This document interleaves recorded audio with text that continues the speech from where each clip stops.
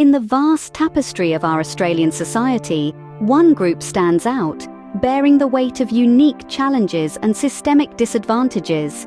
These are our Indigenous children and their families. A historical context of marginalisation has fostered disparities in health, education, and social outcomes for these children.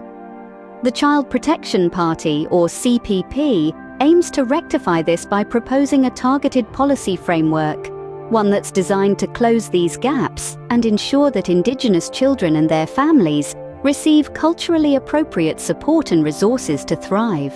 At the heart of the CPP's policy is the objective to enhance the well-being and opportunities of Indigenous children. This is planned to be achieved through culturally informed policies, programs, and services that acknowledge and respect Indigenous heritage and rights. One of the core components of this policy is the development and implementation of child welfare services that are culturally sensitive. The aim is to work closely with Indigenous communities and leaders, ensuring services meet community needs.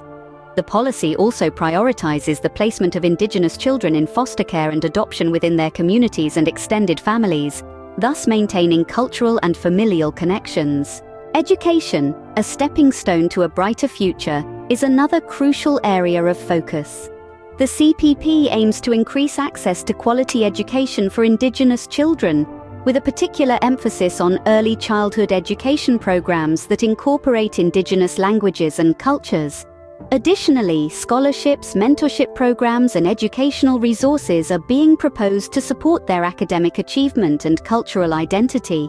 Health and well-being is another significant component. The policy aims to enhance access to healthcare services for Indigenous children and their families, with a focus on preventive health, mental health, and addressing specific health disparities. To ensure these services are culturally appropriate, the CPP plans to collaborate with Indigenous health practitioners and organisations. Economic and social support form another key element of the policy.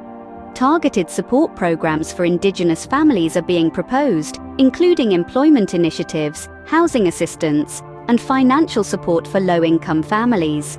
The policy also supports Indigenous entrepreneurship and community-led economic development projects to foster economic independence and sustainability.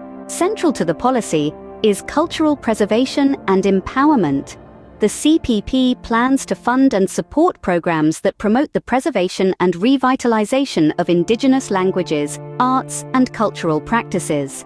The policy also aims to empower Indigenous children and youth through leadership programs, cultural camps, and activities that strengthen their cultural identity and community connections. The CPP believes that Indigenous communities should be actively involved in the design, implementation, and evaluation of policies and programs affecting their children and families. Therefore, the policy proposes the establishment of advisory councils composed of Indigenous leaders, youth, and experts to guide government policies and initiatives. The policy also acknowledges the need to address systemic inequalities that affect Indigenous children and families. Comprehensive efforts, including reforms in justice, child welfare, and social services, are planned. The CPP also aims to promote anti-racism education and cultural competency training for professionals working with Indigenous communities. In conclusion, the CPP's policy proposal seeks to support Australian families and enhance the well-being and opportunities of Indigenous children. It aims to do this through culturally informed policies, programs, and services that acknowledge, respect, and uplift Indigenous heritage and rights.